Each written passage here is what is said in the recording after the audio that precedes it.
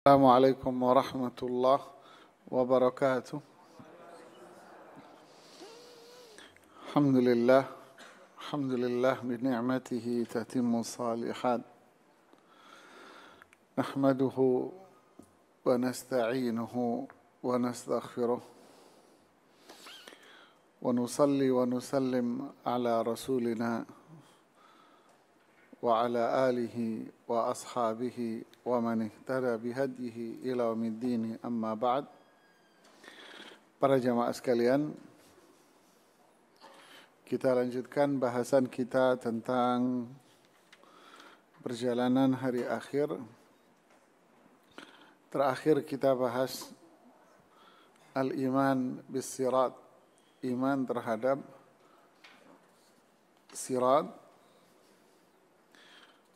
Hari ini kita lanjutkan bahasan berikutnya tentang pembahasan yang sangat menarik sekali, yaitu syafa'ah.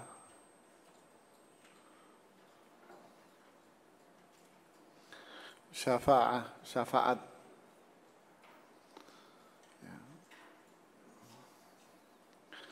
Apa itu syafa'ah?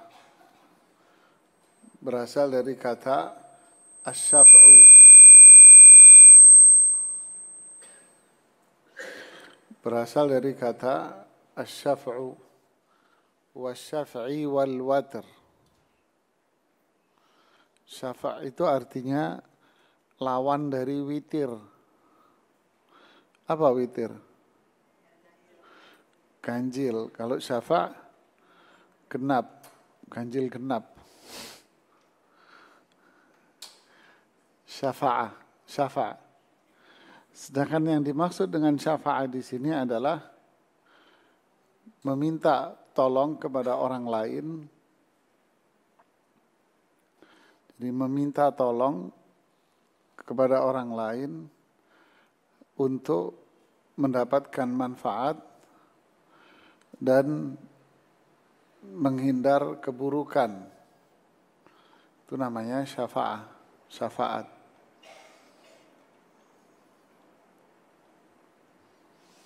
Jadi syafaat itu intinya minta tolong kepada orang lain. Ya. Untuk apa? Untuk dua hal. Kalau tidak untuk mendapatkan manfaat atau terhindar dari keburukan.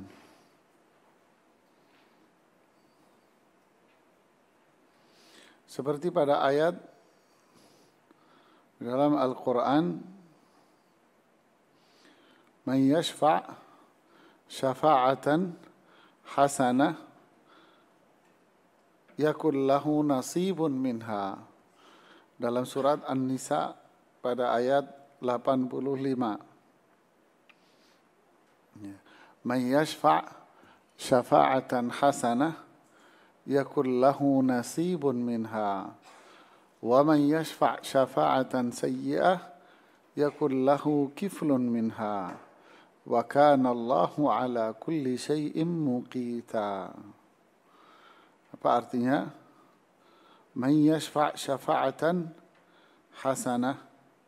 Jadi siapa yang melakukan sesuatu untuk membantu temannya dalam hal kebaikan, maka dia akan mendapatkan pahala dari kebaikan itu.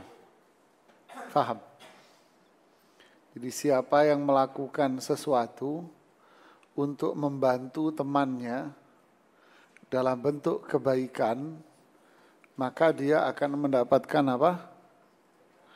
Pahala dari situ. Seperti kebalikannya pula, siapa yang membantu temannya dalam bentuk keburukan, maka dia juga dapat dosanya. Contoh, si fulan pengen nikah, lalu dicarikanlah, dicomblangin. Kan gitu kan? Dicomblangin. dicarikan perempuan yang salihah atau dicarikan laki-laki yang saleh, yang bagus, punya akhlak, ibadahnya bagus. Kemudian akhirnya mendapatkan dan menikahlah keduanya. Maka yang nyomblangin ini dapat pahala, Bu. Ya. Si fulan ingin membangun masjid, tapi orang ini nggak punya uang, maka dicarikan orang, Pak, Bu mau bangun masjid, ya itu ada teman yang pengen bangun masjid. Si fulan pengen dapat pekerjaan, sini saya bantuin kamu, biar dapat pekerjaan, dicarikan pekerjaan, dan seterusnya. Syafaat yang sifatnya baik, ya, syafaat baik. Kebalikannya, syafaat sayyi'ah, siapa yang menolong seseorang melakukan sesuatu untuk orang lain, tapi itu buruk, maka dia dapat dosanya juga. Contoh, seseorang kerjanya jadi tour guide, ya kan? Kebetulan customer dia ini orang nakal, ya. Dia bilang, di mana saya bisa dapat minuman keras? Lalu ditunjukinlah toko minuman keras. Dia bilang, enggak, saya enggak mau ngambil komisi. Memang dia enggak ngambil komisi, tapi dia ngapain? Ngasih nunjuk. Ya. Saya mau tukang pijet, ada enggak? Oh ada. Ditunjukinlah tempatnya umpamanya. Maka dia dapat dosanya. Begitulah seterusnya. Ya. Faham maksudnya tukang pijet ya? Nah, sama pula syafaat ini dalam hadis Rasulullah sallallahu alaihi wasallam, dalam hadis yang sahih, isfa'u tu'jaru, berilah pertolongan kepada teman kalian dalam bentuk kebaikan, ya, tu'jaru, kalian akan mendapatkan pahala. Jadi syafaat itu meminta pertolongan atau menolong orang lain, ya, bahasanya juga bisa begitu, menolong orang lain untuk mendapatkan manfaat atau terhindar dari keburukan. Jadi syafa'ah memberikan pertolongan kepada orang lain yang membutuhkannya untuk mendapatkan manfaat atau menolak keburukan. Nah, dalam urusan duniawi, syafaat ini sangat dianjurkan. Kita dianjurkan untuk menolong orang lain. Khairun nasi anfa'uhum linnas. Ya. Manusia yang paling baik adalah manusia yang bisa memberikan manfaat dan pertolongan kepada sesama. Nah, syafaat dalam konteks ini adalah bagian dari tolong menolong. Wa ta'awanu 'alal birri wat taqwa wa la ta'awanu 'alal itsmi wal 'udwan.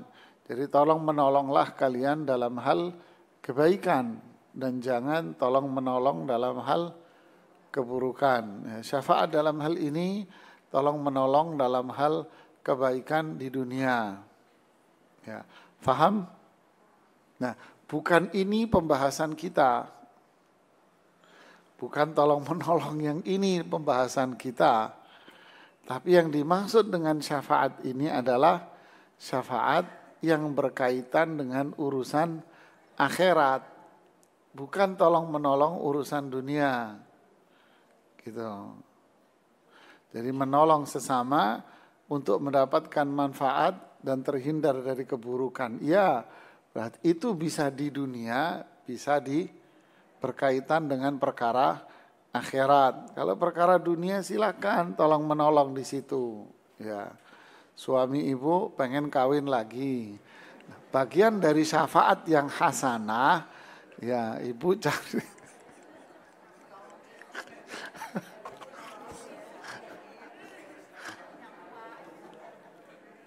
Paling seneng goda ini ibu-ibu begini, rami terus Pak. Oke, adapun syafaat yang berkaitan dengan akhirat, syafaat yang berkaitan dengan urusan akhirat itu terbagi menjadi dua. Syafaat terlarang dan syafaat yang boleh. Jadi syafaat terlarang dan syafaat yang boleh.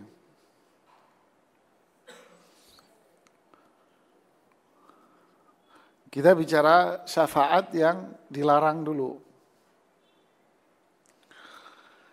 Yang dimaksud syafaat dilarang itu adalah seperti yang dilakukan oleh orang-orang musyrik jahiliyah dahulu. Dan seperti yang dilakukan oleh orang-orang musyrik Makkah. Di mana mereka menyembah berhala-berhala mereka dengan keyakinan apa? Apa keyakinannya? Keyakinannya bahwa berhala ini akan mampu memberikan syafaat untuk mereka kepada Allah. Ya, berhalanya mampu memberikan syafaat. Ini keyakinan mereka. Orang Hindu itu punya azan sehari 3 kali. Pagi jam 6, zuhur jam 12, sama sore jam 6, Pak. Bentuk azannya itu kayak suara tawon yang hendak memangsa mangsanya, Pak. Apa itu? Oh, wow, begitu. Saya lagi ngisi pengajian, mereka lagi menyuarakan itu. Jadi masjid nanti sebelahnya kuil gitu. Begitu. Jadi kenceng-kencengan suara. Suaranya kayak tawon gitu. Benar kata Rasulullah SAW, mereka itu beribadah, melakukan sembahyangnya baina qarnai syaitan, di antara 2 tanduk setan. Waktunya persis. Itulah 2 tanduk setan. Subhanallah ya. Persis matahari muncul, persis matahari muncul, dan persis matahari terbenam, dan persis di atas zawal. Bagi kita umat Islam, itu waktu larangan untuk ibadah. Iya kan? Kita dilarang untuk melakukan ibadah.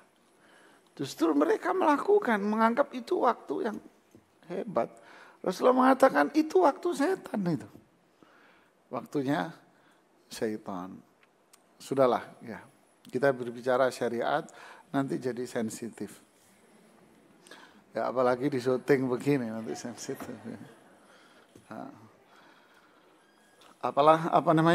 Syafaat yang manfiyah, yang batil adalah apa yang dilakukan oleh orang-orang Quraisy dahulu, di mana mereka menyembah berhala-berhala mereka dengan keyakinan bahwa berhalanya itu mampu memberikan syafaat kepada mereka, mampu memberikan pertolongan, mendapatkan manfaat atau terhindar dari keburukan.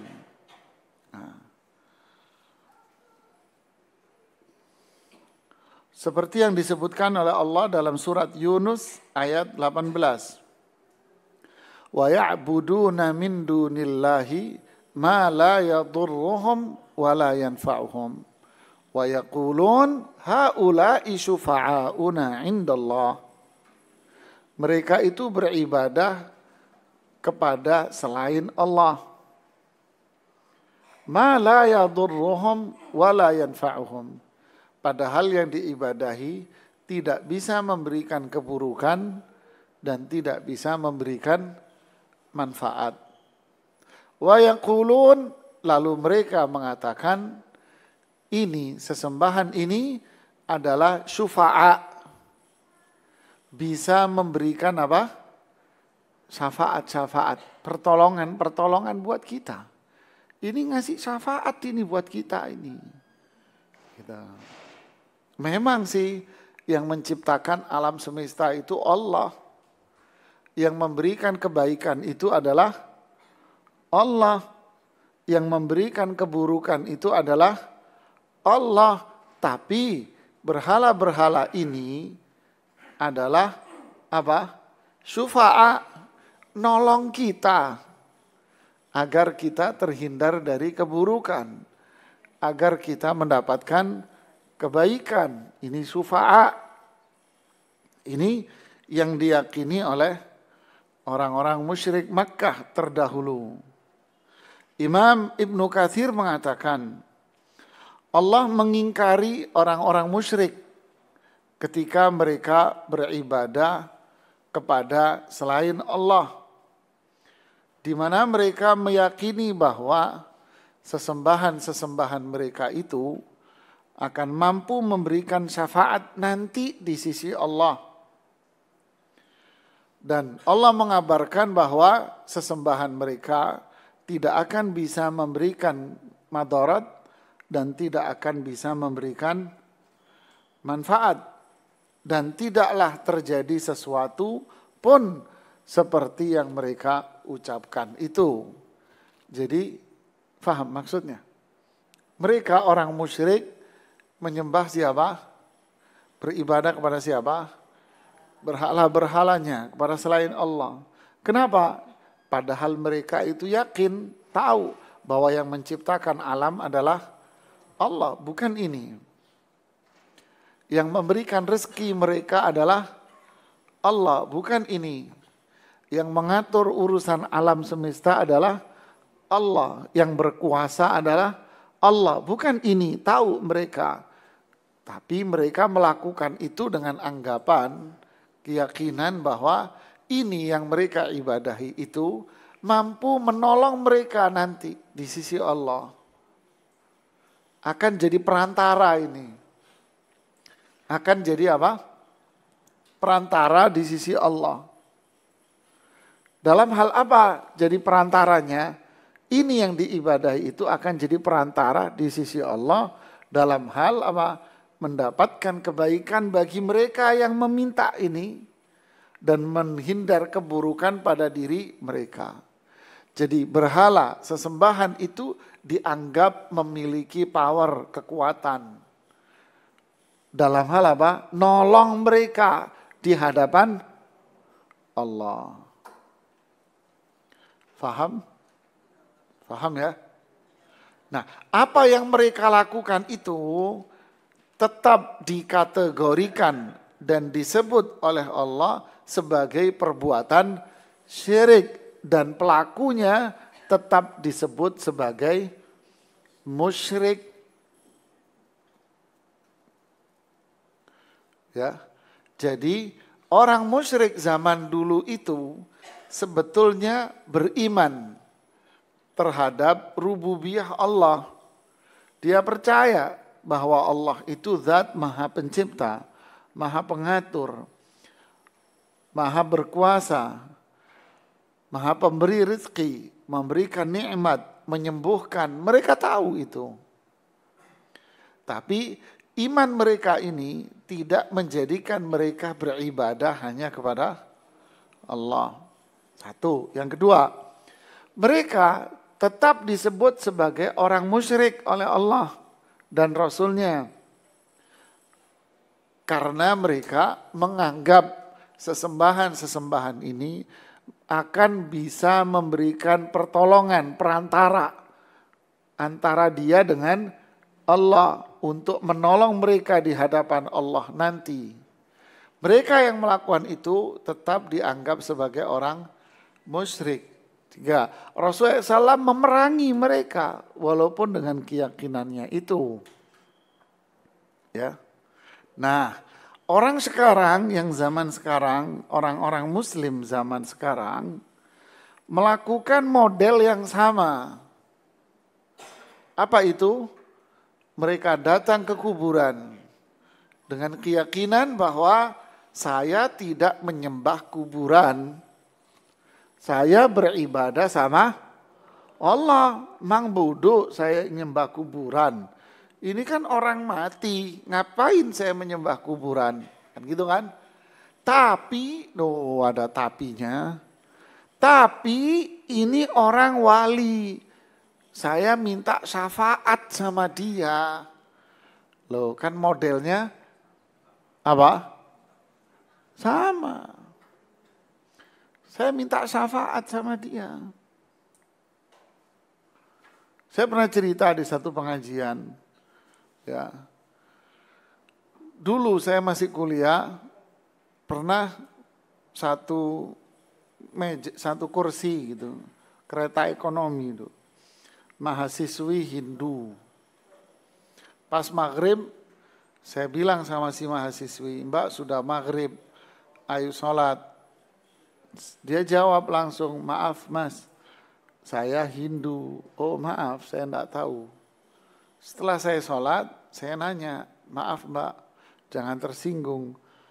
Orang ini awam melihat Anda ini nyembah patung. Dia jawab, maaf mas, enggak apa-apa, saya enggak tersinggung, katanya dia. Terselarah orang nganggap apa. Yang jelas, bodoh apa kita menyembah patung. Yang kami sembah itu adalah titisan dewa. Ini jadi perantara kami kepada Tuhan Sang Yang Widi. Oh podoa ini ambil Abu Jahal. Dalam hati saya sama aja nih sama Abu Jahal ini. Jadi begitulah keyakinan orang-orang apa? Musyrik. Ya. Sayang ada sebagian umat Islam yang punya keyakinan ini. Pak, ngapain orang-orang ini ke kuburan? Cari berkah pak, katanya. Nyembah kuburan ya. Emang kita orang bodoh apa minta-minta ke kuburan? Minta itu sama Allah pak. Kalau minta ke kuburan itu syirik namanya, katanya mereka. Ini dialog langsung nih sama orang gitu. Lantas, ngapain mereka di kuburan? Itu kita di sana cuma minta berkah kok, tak syafaat. Loh lah apa bedanya? Nah inilah yang disebut sebagai syafaat terlarang. Ya, kenapa? Karena ini dikategorikan sebagai perbuatan syirik, menyekutukan Allah. Ya. Di surat Al-Mudaththir pada ayat 48 Allah mengatakan fama tanfa'uhum syafa'atus syafi'in. Syafaat mereka-mereka yang diharapkan mampu memberi syafaat itu fama tanfa'uhum tidak akan bisa memberikan kepada mereka. Yang enggak akan bisa memberikan syafaat.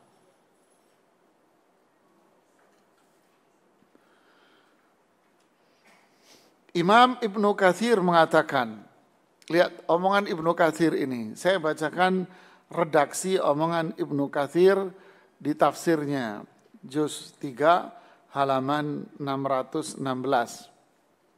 Demikian Ibnu Katsir mengatakan, man kana minhum muttasifan bimithli hadhihi sifat, perhatikan ini, siapa yang memiliki sifat seperti sifat-sifat yang ini, tuh, ini omongan Ibnu Katsir loh ya. Asy-Syafi'i, mazhabnya mazhab apa? Syafi'i ini Ibnu Katsir. Siapa yang memiliki sifat-sifat seperti sifat-sifat ini, fa innahu la tanfa'uhu yaumal qiyamah syafa'atu syafi'. Maka kelak di hari kiamat, syafaat yang diharapkan memberi syafaat itu tidak akan bisa menolong dia sama sekali. Li'anna syafa'ata tanja' idza kana al-mahallu qabila.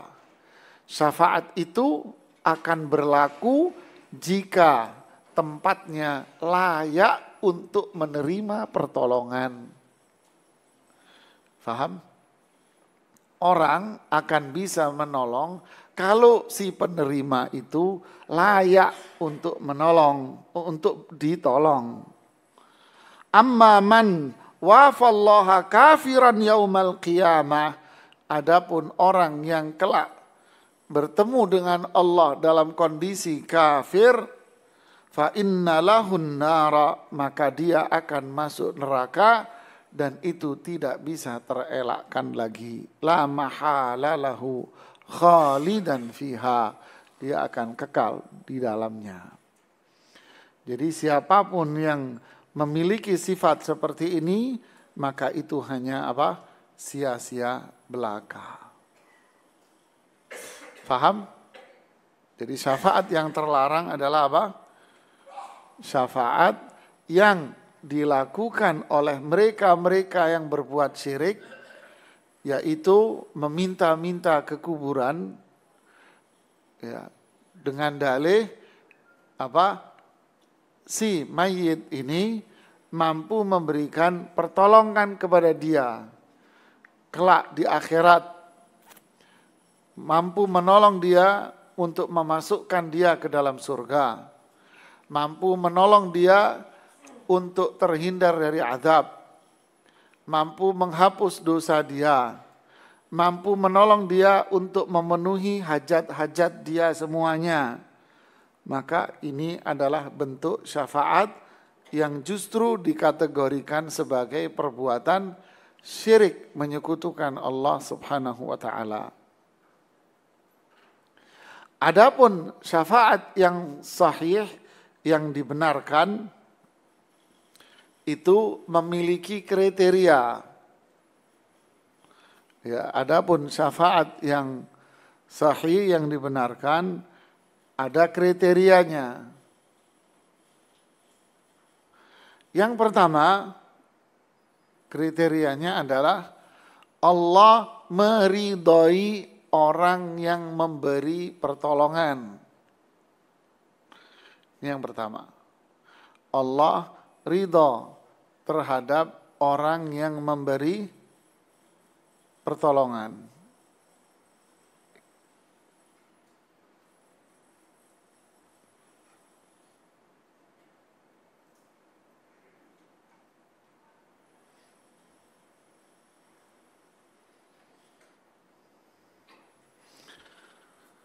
Yang kedua,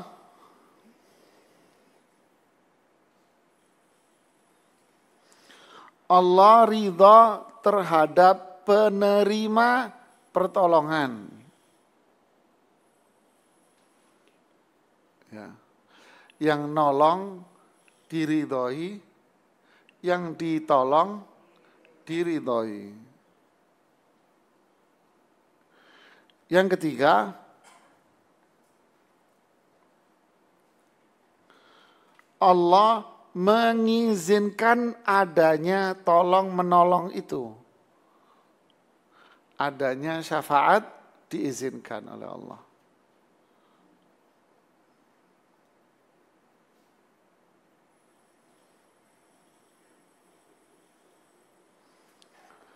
Jadi urutannya Allah ridho dulu sama yang nolong. Kemudian Allah ridho sama yang ditolong, lalu silahkan kalian nolong. Contoh gini, ini ilustrasi kita aja, ilustrasi kita. Ya. Ibu umpama mau bagi uang zakat atau mau membagi uang sedekah. Karena jumlahnya banyak dan banyak kesibukan, akhirnya Bapak Ibu minta tolong ke bagian keuangan di tempat ibu, gitu kan?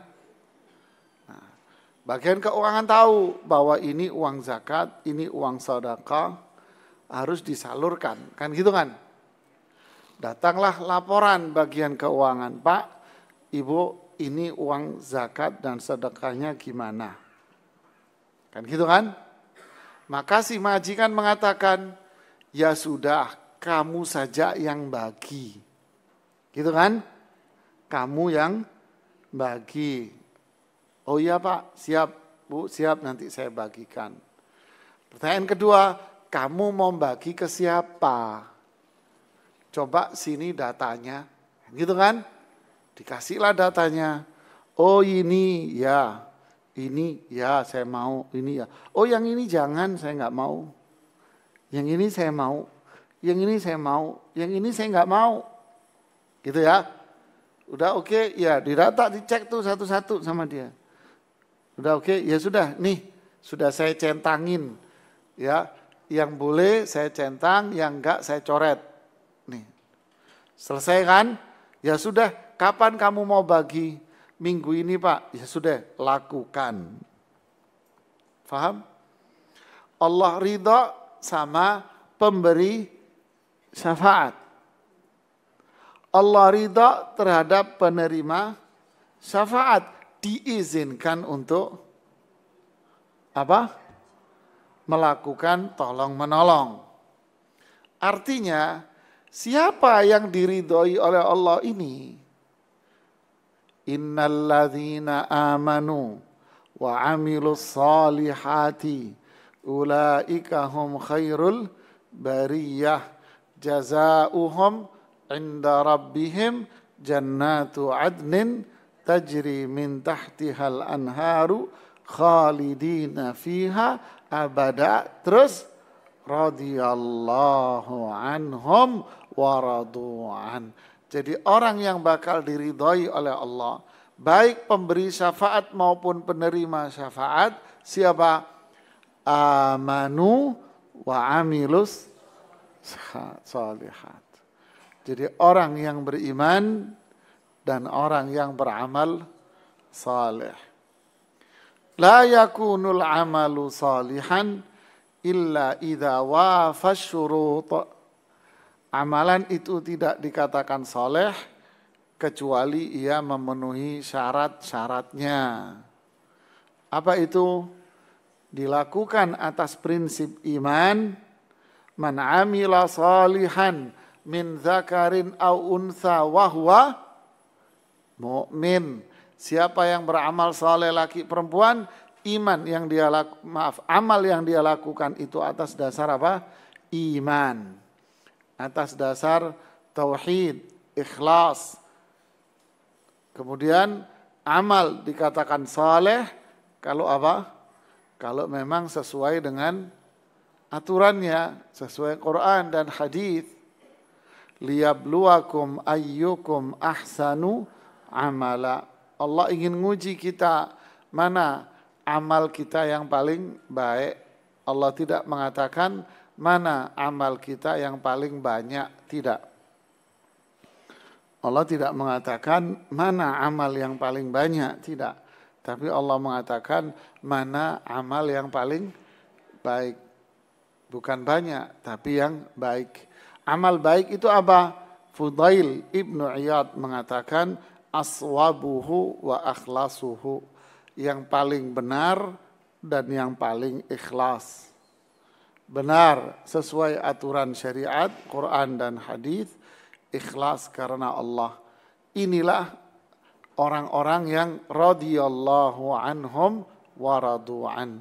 Ini orang yang Allah ridhai karena mereka sudah ridha terhadap syariat ini.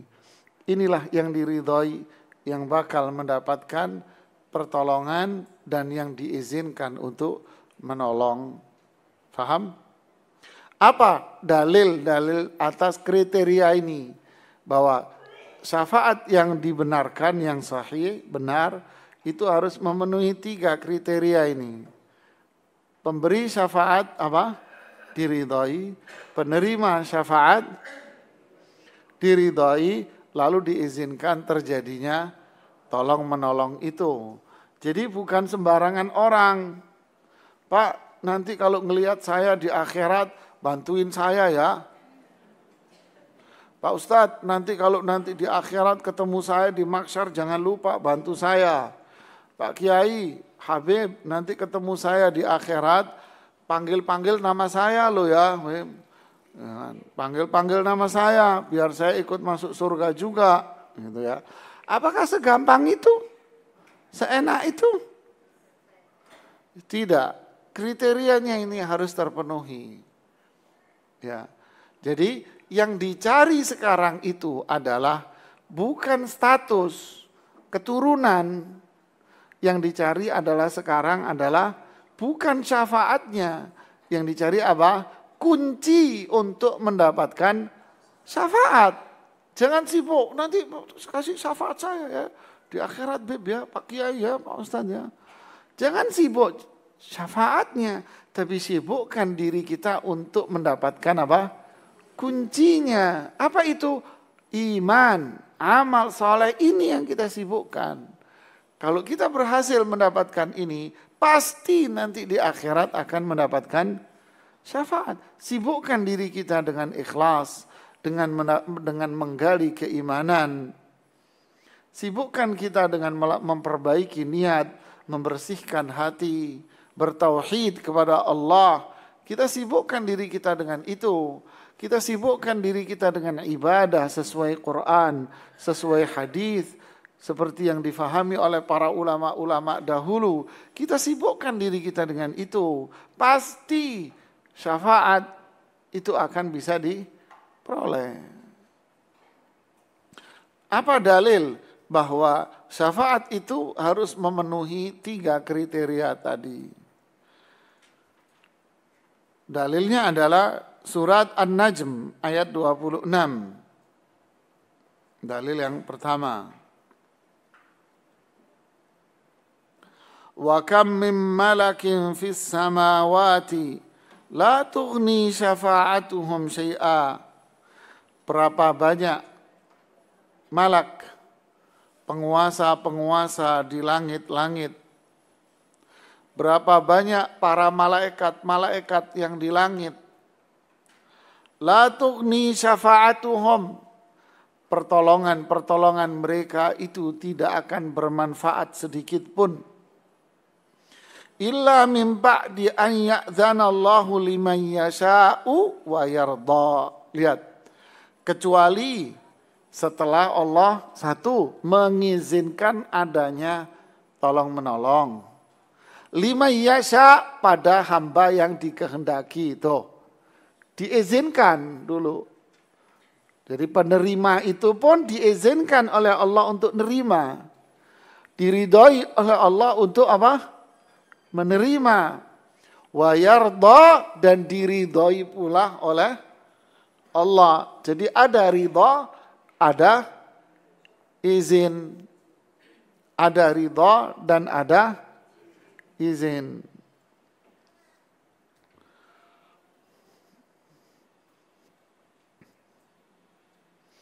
Surat Thaha ayat 109. Yauma idzil la tanfa'u syafa'atu illa man adzina lahu ar-rahmanu wa radiya lahu qawla. Ya. Yauma idzin di surat Thaha ayat 109. Yauma idzin, hari itu kelak, la tanfa'u syafa'at, syafaat itu tidak akan bermanfaat sama sekali. Tidak ada orang yang bisa memberikan pertolongan semaunya dia sendiri. Oh, ini keluarga saya, ini saya, ini murid saya. Tidak bisa orang bisa menolong semaunya dia sendiri. Enggak bisa seenaknya. Justru yang terjadi malah apa? Yauma yafirrul mar'u min akhihi dan seterusnya. Justru orang saat itu marah lari, menghindar dari kerabatnya, dari keluarganya, dari semuanya. Dia akan menghindar. Ya, jadi tak ada tolong menolong sesuka dia sendiri. Illa, kecuali man adzina lahur rahmanu, kecuali zat ar-Rahman yang memiliki sifat rahmah kasih sayang mengizinkan adanya pertolongan itu, wa radiya lahu qawla, dan Allah meridhoinya dengan ucapan. Jadi ada izin, ada apa? Ridha. Jadi kalau nggak ada izin, nggak ada ridha, ya tidak terjadi syafaat.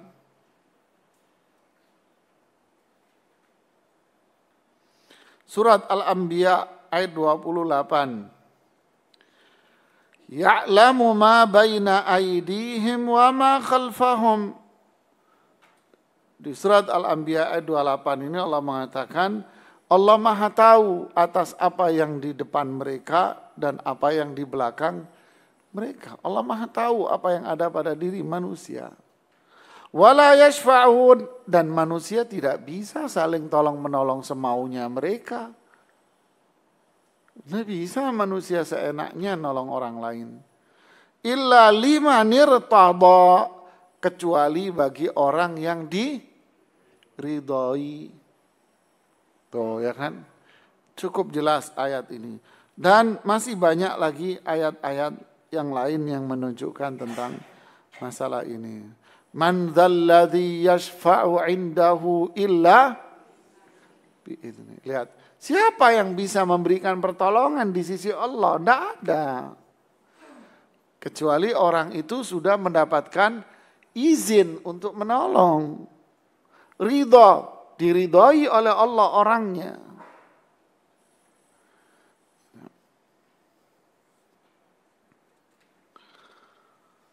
Faham sampai sini? Nah, jadi inilah syafaat yang dibenarkan. Lalu bentuk-bentuk syafaat di akhirat nanti itu ada yang disebut dengan istilah syafa'ah uzma. Syafaat yang paling besar. Ini syafaat yang paling besar. Yang kedua, syafaat untuk penghuni surga agar mereka masuk surga. Maksudnya apa? Nanti kita jelaskan.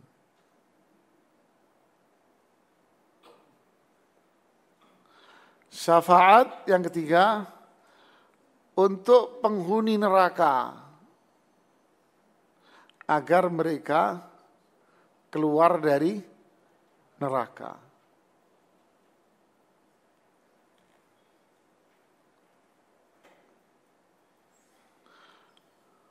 Dan pula syafaat bagi mereka yang akan masuk neraka agar tidak masuk neraka. Faham? Jadi syafaat untuk mereka yang mau masuk neraka dikasih syafaat, jadi nggak jadi masuk neraka. Atau sudah masuk neraka, lalu dikasih syafaat, kemudian dia dilepaskan dari neraka. Paham? Kita bahas yang pertama dulu. Syafaat uzma.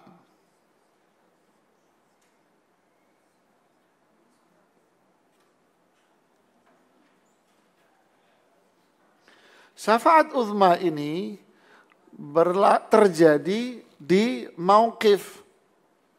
Tahu mauqif? Apa mauqif?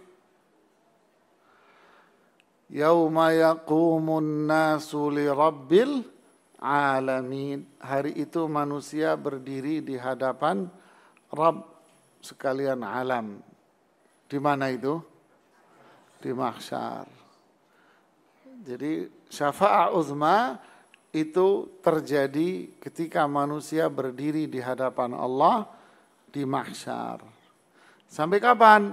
Sampai terjadinya persidangan. Sampai terjadinya hisab dan persidangan. Maksudnya gimana? Hadisnya panjang sekali. Ya. Terjadi ketika manusia berdiri di mahsyar itu, manusia meminta pertolongan. Ya, manusia minta tolong. Untuk apa? Untuk diringankan kondisi mereka saat itu. Ya, untuk apa? Untuk minta keringanan apa yang mereka alami di mahsyar saat itu. Lalu manusia pergi menemui Adam. Adam mengatakan apa? Saya nggak bisa menolong kalian karena saya juga maksiat mendekati pohon. Akhirnya aku diusir dari surga. Coba pergi ke Nuh. Lalu Nabi Nuh pun mengatakan apa? Saya tidak bisa menolong kalian. Coba pergi kepada Ibrahim. Nabi Ibrahim pun mengatakan saya tidak bisa. Coba pergi ke Musa. Nabi Musa pun mengatakan saya enggak bisa karena saya membunuh orang. Nabi Isa, coba pergi ke Isa. Nabi Isa pun mengatakan saya tidak bisa karena saya disembah selain Allah. Coba kalian pergi menemui Muhammad, Sayyidul Anbiya, pemimpin para nabi, pembawa bendera para nabi. Ya. Lalu Rasulullah sallallahu alaihi wasallam, fayatuni fayaqulu, mereka pun datang menemui Rasulullah SAW. Mereka mengatakan, ya Muhammad, anta Rasulullah, engkau adalah Rasulullah, wa khatamul anbiya, pemimpin para nabi, penutup para nabi. Wa qad ghafarallahu laka ma taqaddama min dhanbika wa ma ta'akhkhar. Engkau suci dari dosamu yang lalu dan yang akan datang pun sudah diampuni oleh Allah.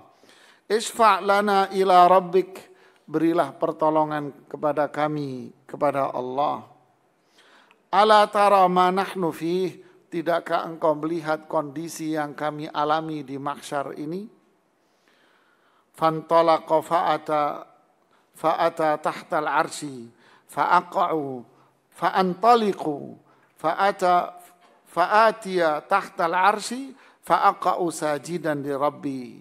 Rasulullah pun akhirnya mengatakan, saya pun pergi, saya pun mendatangi arsy Allah, di bawah arsy Allah, tahtal arsy, di bawah arsy. Lalu aku pun bersujud di hadapan Allah. Thumma yaftahu Allahu alayya min mahamidihi wa husni tsana'i alaihi syai'an. Lalu Allah membukakan kepadaku kemuliaan-kemuliaan dan keagungan-keagungannya yang tidak pernah dibukakan kepada siapapun selain aku. Ya Muhammad, lalu Allah berfirman, wahai Muhammad, irfa' ra'sak, angkat kepalamu, bangun dari sujudmu. Sal tu'tah, minta kamu pasti akan dikasih. Wasfa' tu syafa', minta tolong, pasti kamu akan dikasih pertolongan. Fa'arfa'u ra'si, maka aku pun mengangkat kepalaku. Dan aku mengatakan, ummati ya Rabb, wahai Rabb, umatku, umatku, umatku. Beri pertolongan umatku, beri pertolongan umatku. Fayuqal, ya Muhammad, udkhul min ummatik man la hisab, adkhil min ummatik man la hisab alaihi minal babil ayman min abwabil jannah wa hum syuraka'un nas fima siwa dhalika minal abwab. Allah berfirman, wahai Muhammad, masukkan di antara umat-umatmu itu tanpa hisab, tanpa adab, dari pintu surga sebelah kanan, di antara pintu-pintu surga yang lain. Adapun yang lainnya, kamu masukkan mereka ke dalam surga di pintu yang lainnya saja. Subhanallah. Artinya apa? Inilah syafaat uzma. Buat siapa syafaat uzma ini? Buat umat Rasulullah sallallahu alaihi wasallam. Masya Allah ya. Lalu syafaat uzma ini hanya diperoleh oleh siapa? Rasulullah SAW. Jadi yang menolong dibentuk syafaat ini siapa? Siapa? Rasulullah saja. Nabi yang lain tidak, apalagi di bawah Nabi umat yang tidak. Yang memberi syafaat uzma di sini hanyalah Rasulullah sallallahu alaihi wasallam. Yang diridhai oleh Allah untuk memberikan pertolongan besar ini adalah Rasulullah sallallahu alaihi wasallam. Lalu yang penerima syafaat uzma ini siapa? Umat Rasulullah sallallahu alaihi wasallam. Ini yang diizinkan oleh Allah subhanahu wa ta'ala. Syafaat yang kedua. Apa yang kedua? Syafaat bagi para penghuni surga untuk masuk surga. Maksudnya apa? Maksudnya dijelaskan oleh Syekh Muhammad Shalih Utsaimin. Maksudnya adalah mereka yang sudah berhasil melewati sirat, mereka yang sudah berhasil melewati sirat, berarti mereka ini adalah penghuni surga. Dia sudah berhasil lewat sirat kemarin. Berarti mereka penghuni surga. Tapi mereka harus tertahan dulu di satu tempat namanya Qantarah. Tertahan dulu di jembatan kecil. Jadi jembatan itu ada dua. Ada jembatan besar dan ada jembatan kecil. Jembatan besar itulah sirat yang dibawanya neraka jahanam. Sedangkan jembatan kecil itu antara neraka dan surga. Tengah-tengahnya jembatan kecil. Mereka yang sudah berhasil melewati sirat berarti kan penghuni surga. Tapi mereka masih tertahan di sirat. Untuk apa? Dibersihkan sisa-sisa kotoran dalam hatinya. Kalau masih ada dengki, benci sama orang, masih jealous sama orang, ya masih cemburuan, itu dihilangin semua, Bu. Karena di akhirat tidak ada cemburu, Bu. Ya, kok ibu-ibu, ya iya masa ada lagi cemburu. Jarang lah lagi cemburu. Kok bela, ya bukan bela. Udahlah, jangan diterusin.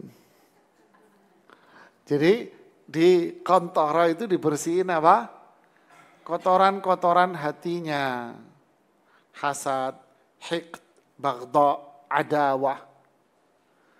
Jadi permusuhan, dengkian, kebencian dibersihkan semuanya. Setelah mereka dibersihkan, mereka semua akan pergi menuju mana? Menuju surga. Tapi ternyata pintu surga tertutup. Beda dengan mereka yang masuk neraka. Mereka yang masuk neraka tidak ada cerita pintu neraka ketutup, tidak ada. Mereka yang masuk neraka langsung nyemplung, langsung azab. Tapi mereka yang mau masuk surga tidak, pintu surga masih tertutup. Siapa yang menolong penghuni surga untuk masuk surga? Rasulullah sallallahu alaihi wasallam. Jadi siapa yang pertama kali masuk mendekati pintu surga? Rasulullah SAW. Beliau mengatakan, iftah, bukain pintu surga. Malaikat penjaga pintu surga mengatakan, man anta, kamu siapa? Ana Muhammad, saya Muhammad. Malaikat mengatakan, bika umirtu, saya disuruh oleh Allah tidak boleh buka pintu surga kecuali kamu yang minta. Masya Allah. Nahnul akhiruna wa nahnul awwalun. Kita ini umat terakhir Tapi kita orang pertama yang masuk. Masuk neraka pertama, masuk surga pertama.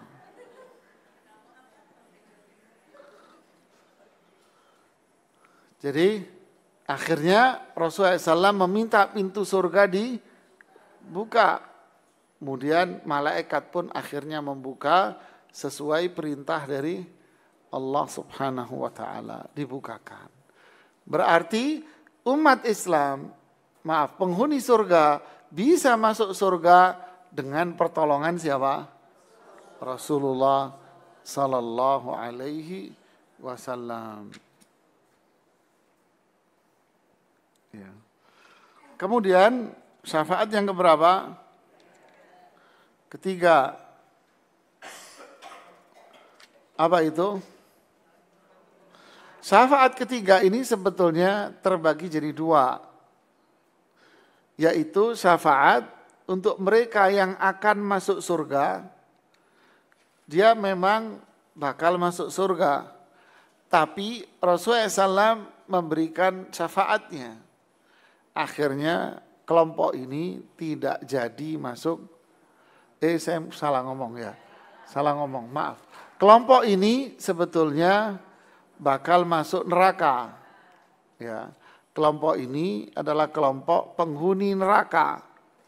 Tapi sebelum mereka masuk neraka, Rasulullah SAW memberikan syafaat. Rasulullah SAW memberikan syafaat. Akhirnya mereka pun tidak jadi masuk neraka. Yang kedua, kelompok yang sudah diazab di neraka. Sudah diazab di neraka. Sudah diazab. Lalu kelompok ini mendapatkan syafaat yang akhirnya dikeluarkan dari neraka dan dimasukkan ke dalam surga. Jadi ada dua. Yang mau masuk nggak jadi, yang sudah masuk dikeluarkan. Apa dalilnya?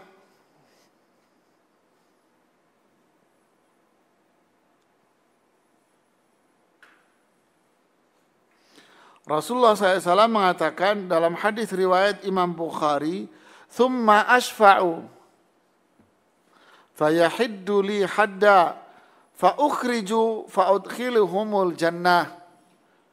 Saya pun akhirnya memberikan syafaat dan saya menentukan batasan. Saya keluarkan mereka dan saya masukkan mereka ke dalam neraka, ke dalam surga. Lihat, saya memberikan syafaat, lalu dikeluarkan mereka dari neraka, lalu dimasukkan mereka ke dalam surga. Lihat ini. Siapa yang nolong? Rasulullah SAW. Subhanallah ya. Di hadis yang lain, riwayat hadis yang ini,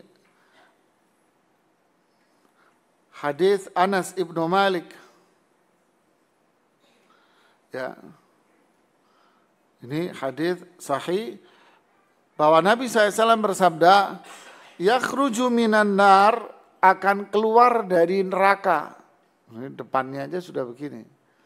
Akan keluar dari azab neraka. Siapa yang bisa keluar? Man qala la ilaha illallah. Siapa yang rajin mengucapkan la ilaha illallah. Wa kana fi qalbihi minal khair ma yazinu burrah. Bukan sekedar ngomong berarti. Di dalam hatinya ada kebaikan walaupun seukuran biji. Ya. Tentu yang dimaksud di sini bukan sekedar ngomong. Apa itu? Terbebas dari syirik. Karena syirik itu akan kekal di neraka. Berarti kriterianya siapa ini? Orang yang maksiat tapi tidak pernah berbuat syirik. Kalau syirik kekal. Apa itu? Innallaha la yaghfir an yushraka bihi. Allah tidak akan mengampuni dosa orang yang berbuat syirik. Dia akan kekal di neraka, berarti tidak akan mendapatkan syafaat. Jadi yang dapat syafaat ini siapa?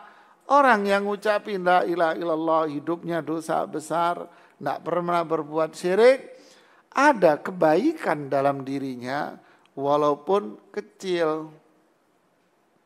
Tsumma yakhruju minan nar, lalu dia pun akhirnya keluar dari neraka.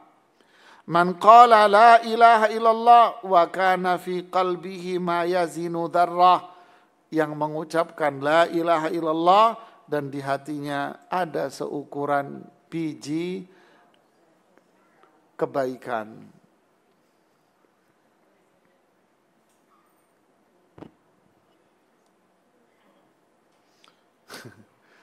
Ini lagi nih, subhanallah ya. Dalam hadis Imam Bukhari, Anas bin Malik mengatakan, yakhruju qaumun minan nar. Ada beberapa kaum, ya, ada berapa kelompok, ya, ada kelompok satu kaum gitulah, bukan berapa kaum. Ada satu kaum, satu kelompok yang keluar dari neraka. Jadi ada satu kelompok orang beriman yang keluar dari neraka, dikeluarkan dari neraka. Ba'dama massahum minha safa. Apa safa ini? Bukan syafa loh, pakai sin. Safa. Makanya kalau ibu ngucapin syafa, bapak ngucapin syafa salah. Jadi safa pakai sin, safa itu artinya beda. Apa itu? Api yang membumbung tinggi, apinya itu hitam berwarna kebiru-biruan. Itu safa namanya. Atau api hitam yang membumbung tinggi dan warnanya kekuning-kuningan, hitam kekuning-kuningan. Atau hitam kebiru-biruan, itu namanya safa. Pakai sin. Maksudnya apa?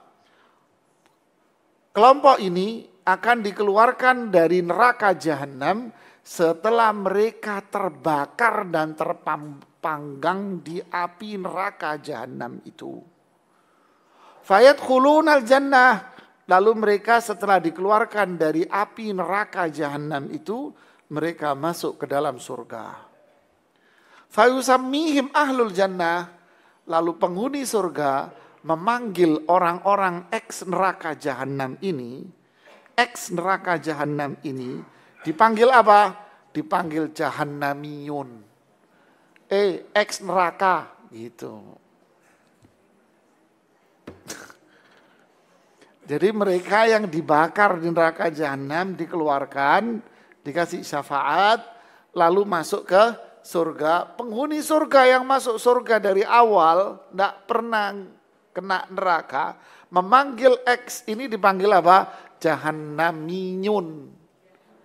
Jahannam itu neraka jahanam, jahannamiyun itu artinya orang yang pernah di neraka jahanam. Ini hadis Bukhari loh ini. Subhanallah. Apa?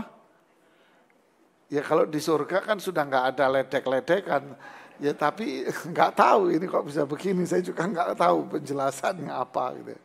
Yang jelas la yasma'una fiha laghwan wala kidzaba. La yasma'una fiha laghwan wala ta'thima. Jadi di surga nggak ada omongan bohong, nggak ada dosa, nggak ada ini, nggak ada. Tapi tetap penghuni surga memanggil orang-orang ini apa? Ex neraka jahanam. Nah, ini bentuk syafaat yang ditetapkan oleh para ulama Ahlus Sunnah. Ada lagi bentuk syafaat. Siapa? Syafaat Rasulullah SAW. Allah mengizinkan Rasulullah SAW untuk memberikan syafaat pertolongan kepada siapa? Pamannya Abu Thalib. Memang pamannya Abu Thalib wafat dalam kondisi kafir. Lalu Rasulullah SAW diizinkan oleh Allah untuk memberikan syafaat pertolongan kepada pamannya ini. Dalam hadis riwayat Imam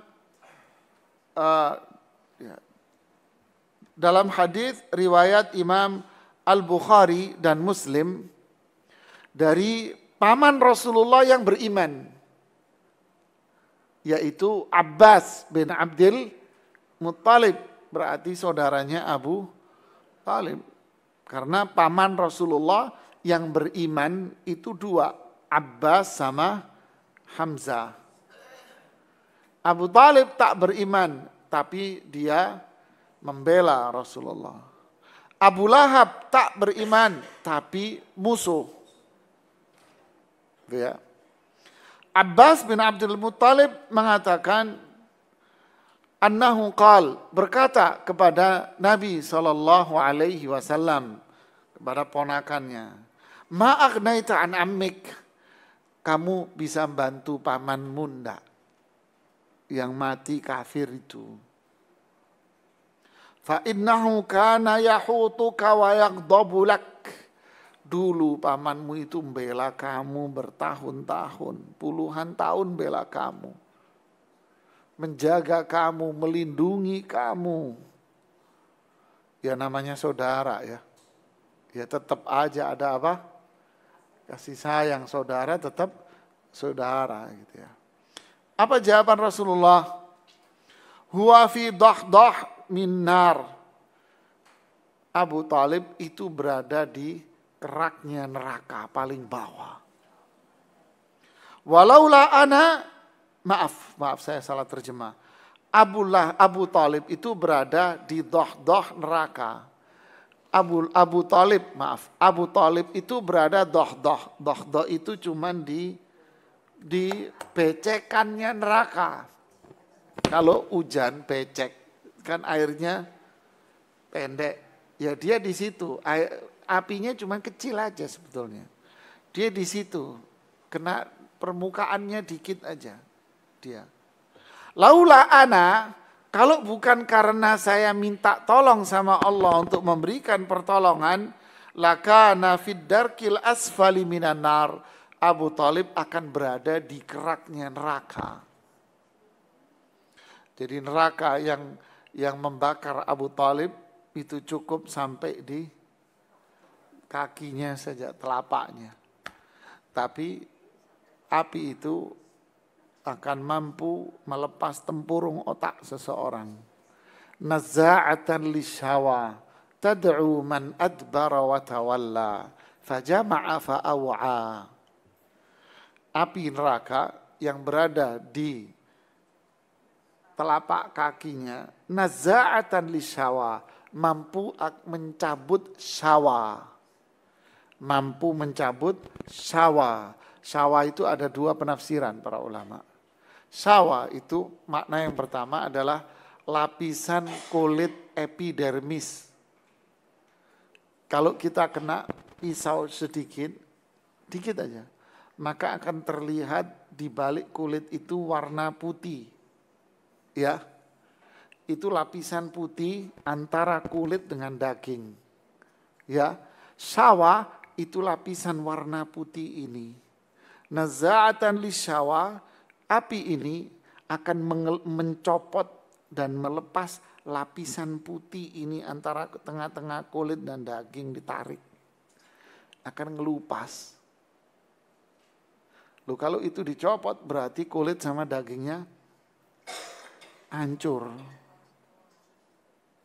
Syawa makna lagi adalah tempurung otak manusia. Jadi akan bisa mencabut apa yang ada dalam otaknya dia ini. Yaghli biha dimaghuh. Akhirnya otaknya dia ini akan mendidih. Na'udzubillah.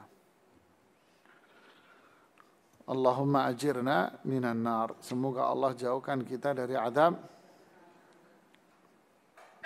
Ya. Jadi pertolongan Rasulullah SAW terhadap Abu Talib bukan karena Abu Talibnya, tapi karena apa? Pembelaan dia terhadap Rasulullah SAW. Jadi Abu Talib dapat keringanan azab. keringanan azab karena pembelaan dia terhadap Rasulullah SAW. Artinya apa? Dia tetap diazab di neraka kekal selama-lamanya. Ya, dengan keringanan itu. Tidak akan masuk surga, tidak akan. Jadi yang masuk diringanin aja jenis azabnya itu sampai kekal selama-lamanya. Tidak ada batas waktunya. Ya, kemudian pembahasan berikutnya. Apa ciri-ciri orang yang bakal menerima syafaat?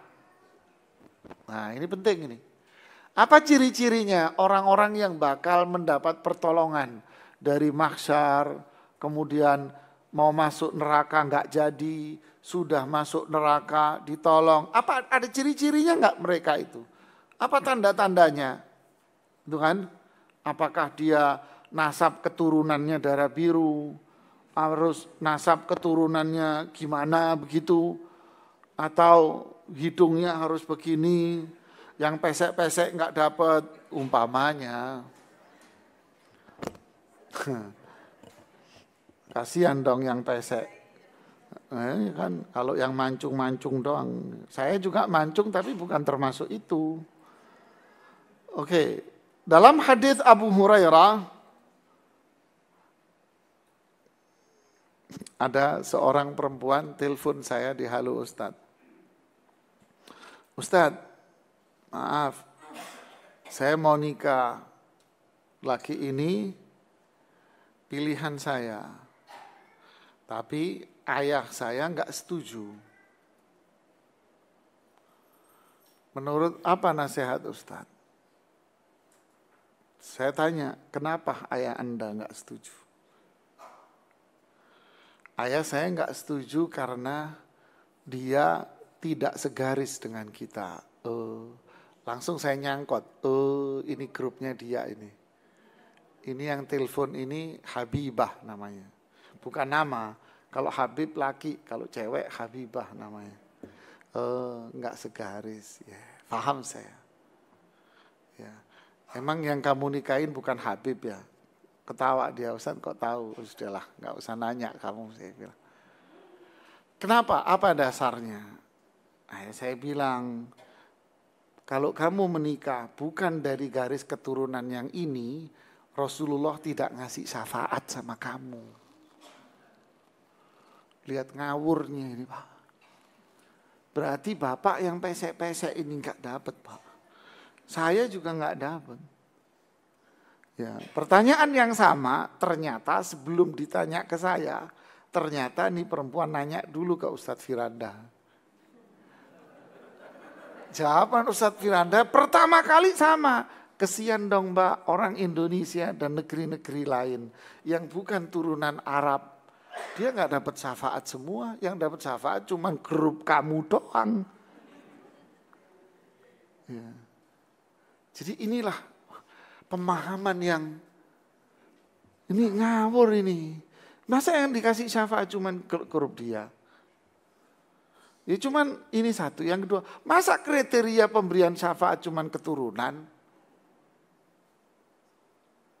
Ya kan?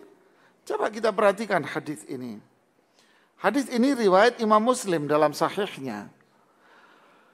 Dari Abu Hurairah, dari Nabi SAW bersabda, wa minhumul mujaza hatta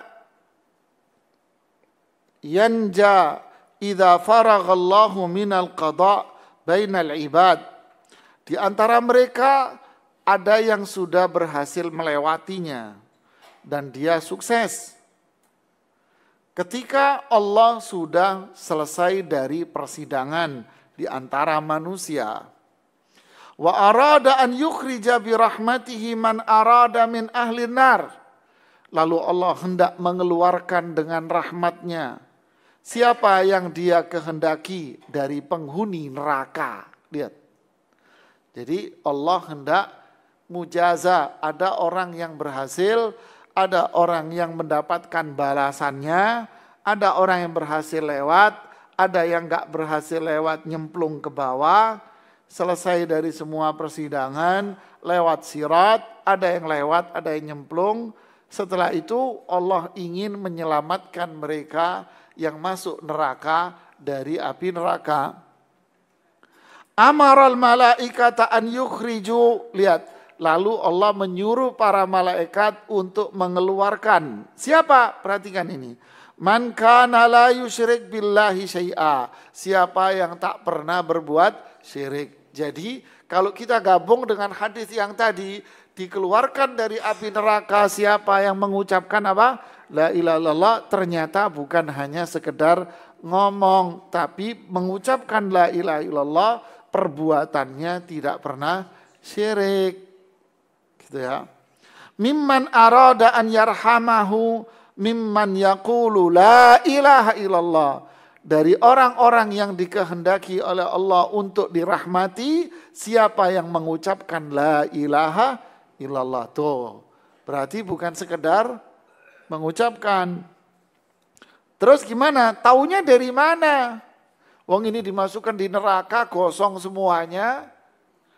Siapa yang tahu bahwa ini orang masih punya iman, dulu bertauhid? Lihat kelanjutannya. Faya'rifunahum. Para malaikat itu pun tahu di tengah-tengah gosong orang-orang di neraka ini. Finnar, yang ada di dalam neraka itu. Dari mana? Bi'athari sujud. Masih ada tanda-tanda cahaya sujud dari wajahnya. Jadi mereka dibakar di neraka, tapi ada cahayanya sedikit. Kok bisa?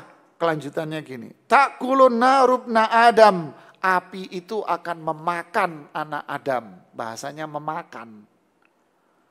Illa athara sujud, kecuali bekas sujud tidak bisa terkena api.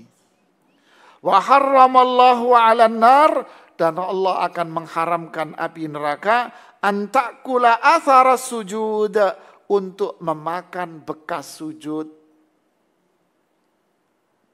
Fayakhrujuna minan nar, mereka inilah yang keluar dari ya maksiat memang, tapi masih sholat.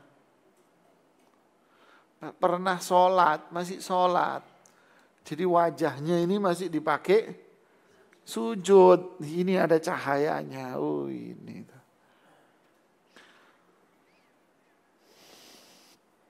Nah, inilah. Taunya dari mana? Masih mengeluarkan cahaya wajahnya. Dulu pernah sholat.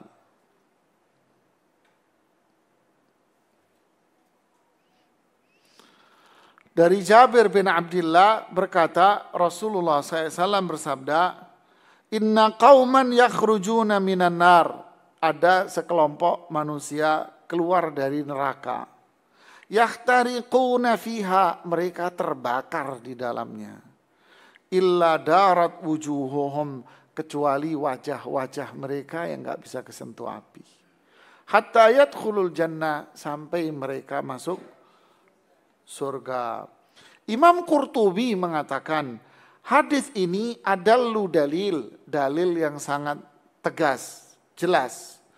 Ala anna ahlal kabair min ahli tauhid, bahwa pelaku dosa besar dan mereka adalah orang yang bertauhid kepada Allah, la tusawwat lahum wujuh, wajah-wajah mereka tak akan menghitam kena api neraka. Wala tazraq lahum a'yunun, mata-mata mereka tak akan membiru. Wala yughallun, dan mereka tidak akan dibelenggu di neraka jahanam. Beda dengan orang kafir. Jadi makanya prinsip Ahlussunnah apa? Pelaku dosa besar tidak akan kekal di neraka. Siapa pelaku dosa besar? Mereka yang melakukan dosa besar tapi tidak sampai pada tingkatan syirik. Nah, mereka akan diselamatkan. Kenapa? Ya, mereka yang berbuat dosa besar itu masih pernah melakukan sholat. Masih ibadah, Pak. Itu kriterianya. Jadi selama mereka ibadah kepada Allah, ya dia akan tetap diberikan pertolongan.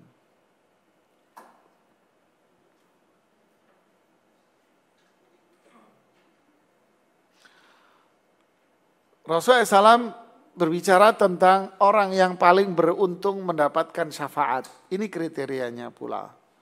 As'adun nasi bi syafaati yaumal qiyamah. Orang yang paling beruntung mendapatkan syafaatku di hari kiamat nanti adalah man qala la ilaha illallah khalisan min qibali nafsih. Siapa yang mengucapkan la ilaha illallah dengan penuh ikhlas dari dalam hatinya. Artinya tidak hanya sekedar ngomong, tapi memahami arti sehingga hatinya penuh dengan tauhid. Mengucapkan la ilaha illallah, faham maknanya, kandungannya, sehingga dia mentauhidkan Allah dengan hati yang bersih. Hadis pula yang berkaitan dengan ciri orang yang mendapat syafaat. Yang tadi riwayat Imam Bukhari. Kali ini riwayat Imam Ahmad, Imam Hakim dan disahihkan oleh Syekh Al-Albani dalam Sahih Al-Jami'. Dari Abdullah bin Amr. Bahwa Rasulullah SAW bersabda, "As-siyamu wal Qur'anu yashfa'ani lil 'abdi." Puasa, Quran, jadi puasa dan Al-Quran akan memberikan syafaat buat seorang hamba pada hari kiamat kelak. Puasa akan berbicara, jadi bisa dibentuk di akhirat nanti. Puasa akan berbicara, ay rabbi mana'tuhu ta'ama wa syahwa fasyafi'ni fihi. Wahai Rabb, saya melarang dia untuk makan minum. Saya melarang dia untuk melampiaskan syahwatnya. Berikan aku ridho, izin untuk memberikan syafaat kepada dia. Al-Quran akan mengatakan, mana'tuhun nauma bil lail. Ya Allah, saya larang dia untuk tidur di malam hari. Fasyafi'ni fih, izinkan aku untuk memberikan pertolongan kepada dia. Fayashfa'an, maka keduanya pun akan bisa memberikan syafaat. Jadi ini amalan-amalannya. Rajin sholat, tauhid, puasa, membaca Al-Quran, mempelajari makna Al-Quran. Kemudian berikutnya apa? Amalan yang lain apa? Apa amalan yang lain? Membaca doa setelah azan dikumandangkan. Ya. Siapa yang mengatakan membaca doa ini setelah azan itu selesai, Allahumma rabba hadhihi da'wati tammah wassalatil qa'imah ati sayyidana Muhammadan al-wasilata wal fadilah wa ba'athu maqaman mahmudan alladhi wa'attah. Sampai di sini enggak ada innaka tukhliful mi'ad, enggak ada. Halat lahu syafaati yaumal qiyamah. Syafaatku nanti akan diberikan kepada dia. Ini hadis riwayat Imam Bukhari. Di hadis yang lain, hadis Abdullah bin Amr, Rasulullah SAW mengatakan, siapa yang mendengar azan lalu dia mengucapkan seperti yang diucapkan, siapa yang mendengarkan azan, faqulu mithla ma yaqul, maka ucapkanlah seperti yang dia ucapkan, yang diucapkan oleh muadzin itu. Thumma, lalu setelah muadzin itu selesai, kamu baca, sallu alayya, kamu salawat kepadaku. Fa innahu man shalla alayya salatan, siapa yang baca salawat kepadaku sekali saja, sallallahu alaihi biha asyra, Allah akan memberikan rahmat kepada dia 10 kali. Lalu mintakan kepadaku derajat yang tinggi, yaitu kedudukan yang tinggi di surga, yang tidak mungkin diperoleh kecuali bagi hamba-hamba Allah. Dan aku berharap aku termasuk orang-orang itu. Siapa yang minta wasilah doa itu, maka syafaat itu layak buat dia. Maksudnya apa? Kalau habis adzan selesai, Kan adzan kita ngikutin ucapan muadzin, setelah selesai muadzin kita mengatakan Allahumma sholli ala Muhammad wa ali Muhammad, baru membaca Allahumma rabb hadhihi da'wati tammah. Jadi salawat dulu baru membaca Allahumma rabb hadhihi da'wati at-tammah. Kemudian yang termasuk kriteria orang yang mendapatkan syafaat lagi apa? Seseorang yang rajin membaca salawat pagi dan sore.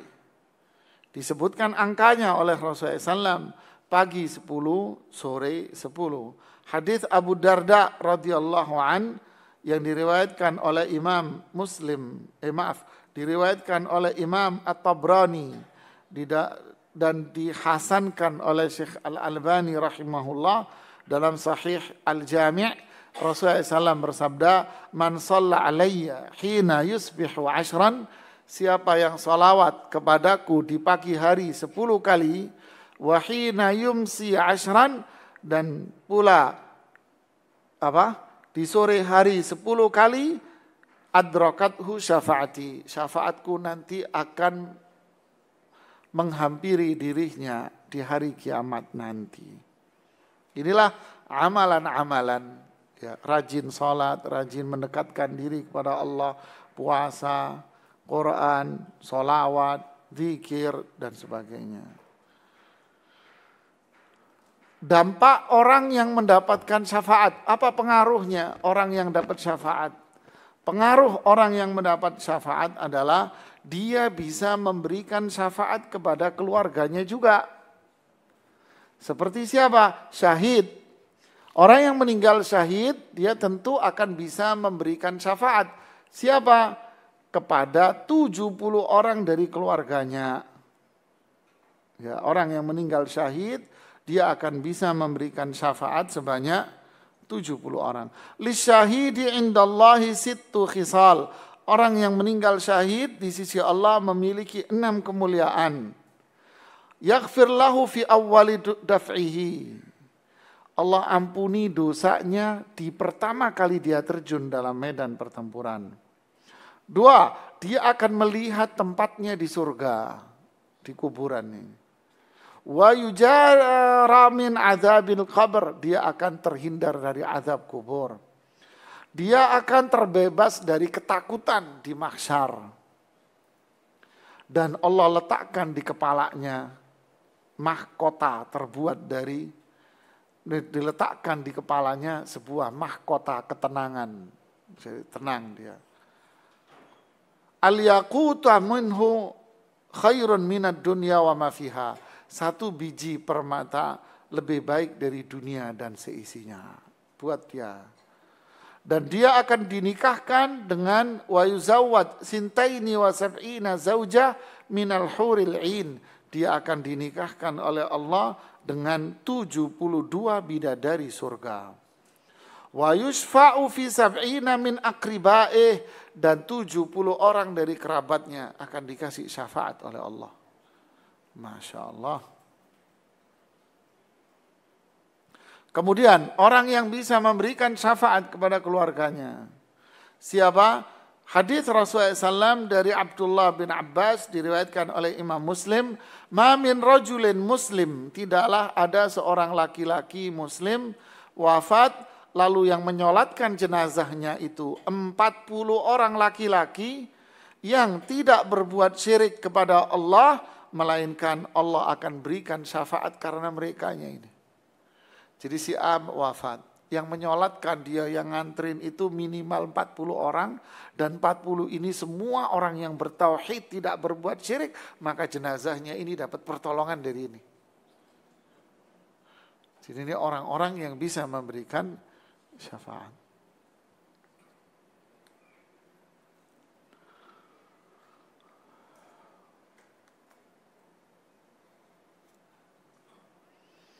Ya, kemarin Ustadz Ja'far Umar Talib rahimahullah wafat. Beliau guru dari banyak ustadz-ustadz salaf. Ya, banyak guru-guru dari ustadz salaf. Ya. Rahimahullahu taala, perjuangannya luar biasa. Ya, sampai kemarin Pak Tito Karnavian ikut sholat jenazah di Masjid Al-Fatah. Ya, kemudian semalam dan tadi pagi info anak-anak itu yang ikut melayat itu jumlah masyarakat yang luar biasa ya, jumlahnya membludak besar sekali. Ya, kita berdoa kepada beliau agar dakwahnya, jerih payah beliau untuk menegakkan Islam, ya berusaha untuk menyatukan NKRI ini ya, luar biasa jasa besar, itu benar-benar membuahkan hasil berupa ampunan dan syafaat buat beliau. Ya, ini termasuk athar, pengaruh-pengaruh dari sebuah syafaat itu. Ada pula hadis Aisyah radhiyallahu taala berkata, Rasulullah SAW bersabda, "Ma min mayyitin yusalli alaihi ummah minal muslimin." Tidaklah ada seorang jenazah yang wafat lalu yang menyolatkan dia itu yablughuna mi'ah, lebih dari 100 orang yang menyolatkan, yashfa'un lahu, yang berusaha memberikan pertolongan buat dia, illa syuffi'u fi, melainkan dia jenazah ini akan diberikan syafaat karenanya. Subhanallah ya.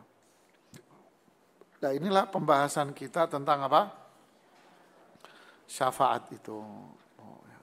Wallahu a'lam.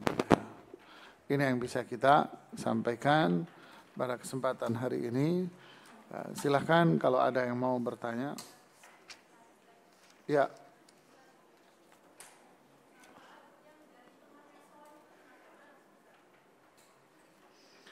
Ya. Ada bentuk syafaat yang lain, teman yang saleh bisa memberikan syafaat. Anak kepada orang tuanya akan bisa memberikan apa? Syafaat. Tetap kriterianya apa? Tadi ridha, Allah ridhai pemberi syafaat, Allah ridhai penerima syafaat, dan Allah izinkan terjadinya tolong menolong itu. Jadi teman bisa memberikan syafaat, bisa seperti yang disebutkan dalam beberapa hadis, dan anak bisa pula memberikan syafaat kepada orang tua, dan orang tua pun bisa menolong anaknya, ya kan? Walladzina amanu wattaba'atuhum dzurriyyatuhum biimanin alhaqnahum bihim. Adapun orang-orang yang beriman dan diikuti oleh anak-anaknya, wattaba'atuhum dzurriyyatuhum biimanin, keturunannya mengikuti mereka, alhaqnahum bihim, anak-anaknya ini nanti akan diikutkan orang tuanya di surga. Jadi anak bisa menolong orang tua seperti dalam hadis Bukhari dan yang lainnya. Bukhari menyebutkan di Adabul Mufrad dan para ulama menyebutkan yang lain bahwa ketika orang tua masuk ke dalam neraka, maka anak ini bisa melepaskan orang tuanya dari neraka dengan ridha dari Allah, dengan izin dari Allah. Ya, itu. Wallahu a'lam. Yang lain? Kenapa?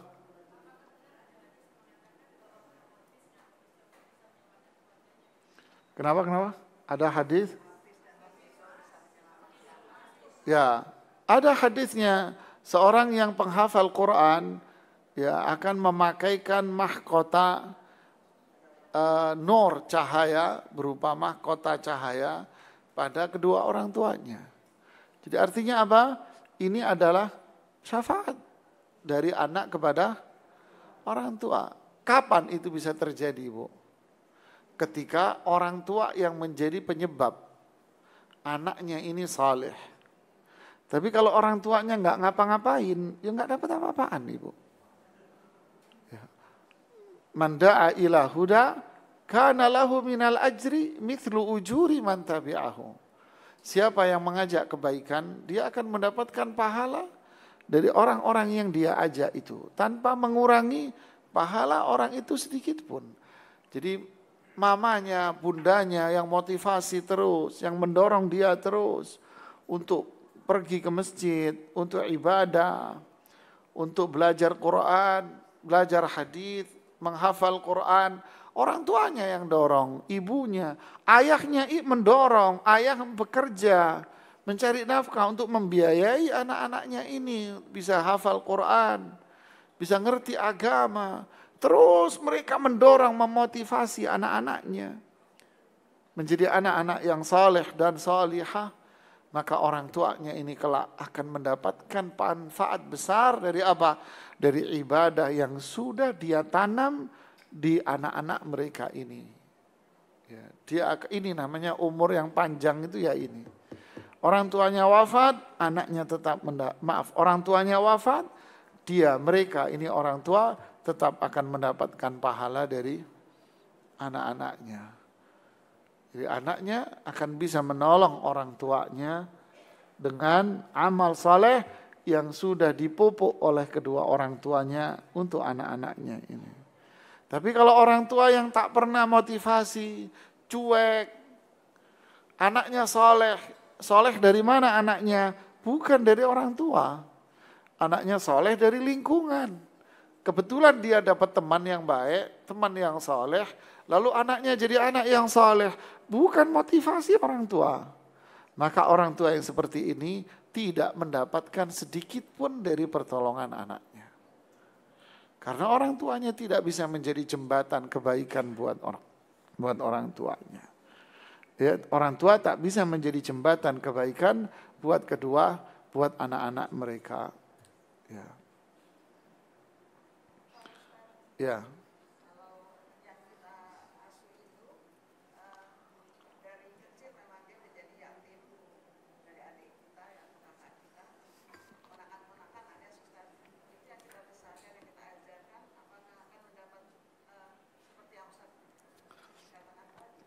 Seseorang yang bukan anak kita, tapi kita mengajari mereka, apakah kita mendapatkan pahalanya? Iya. Ini yang disebut oleh Rasulullah SAW, khairu ma yakhliful mar'u ba'da mautih. Sebaik-baik yang diwariskan seseorang setelah kematian. Apa itu? Ilmu yang dia ajarkan. Ya, kita mengajarkan orang ilmu. Lalu orang itu mengamalkan ilmu yang kita ajarkan. Kita mendapatkan pahala jariah. Ini pahala besar. Oh, saya nggak punya ilmu, Ustaz. Oke, memberikan fasilitas dan sarana. Mendorong orang, memotivasi orang. Ini juga pahala. Menjembatani orang, beliin buku dan sebagainya. Ini juga sarana kebaikan. Ini bisa menjadi penolong-penolong kita untuk memberikan pahala buat kita. Memberikan fasilitas kepada mereka, membangunkan rumah, membangunkan fasilitas pendidikan buat mereka. Ini pahala yang luar biasa. Jadi bukan hanya kepada orang tua dan anak. Mereka yang nggak punya anak pun mampu untuk mendapatkan itu semuanya. Saya bukan guru ngaji. Oke, Anda bukan guru ngaji. Tapi rumah Anda gede kan? Iya gede. Coba kalau sore panggil orang-orang kampung, anak-anak kecil, belajar ngaji di rumah Anda. Panggilkan ustadz, 1-2 orang ustadz. Untuk ngajarin ngaji tetangga-tetangga Anda. Anda fasilitasnya. Anda dapat pahala ngaji Quran sampai kiamat, Bu. Masya Allah ya. Inilah sarana tawassut, ya, perantara kebaikan buat kita, amalan-amalan. Allah alam. Ya, yang lain.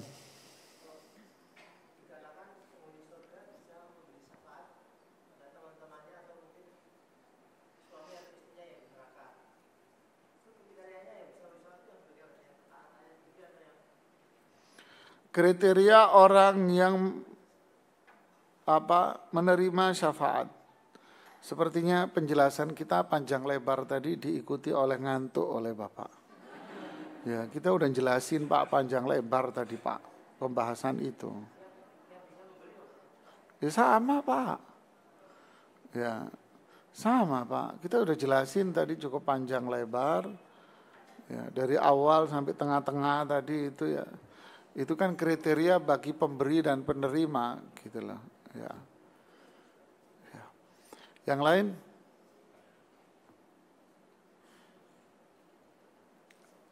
Ada lagi yang mau bertanya? Ya, tidak ada. Kita cukupkan sampai di sini. Subhanakallahumma bihamdik. Asyhadu an la ilaha illa anta. Astaghfiruka wa atubu ilaik. Assalamualaikum warahmatullahi wabarakatuh.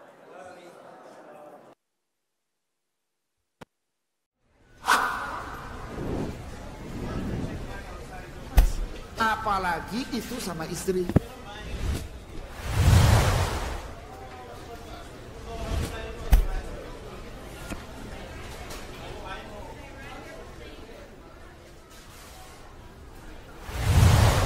Apa itu menyesal? Kalau nanya boleh ya boleh, Mas.